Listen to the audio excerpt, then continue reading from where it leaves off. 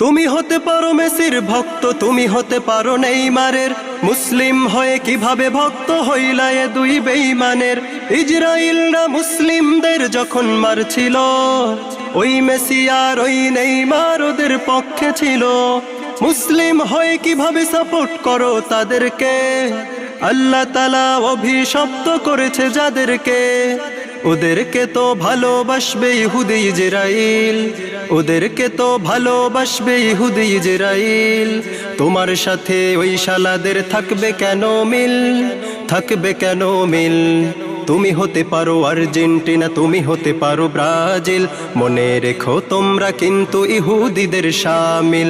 তুমি হতে পারো আর্জেন্টিনা, তুমি হতে পারো ব্রাজিল, মনে রেখো তোমরা কিন্তু ইহুদিদের শামিল।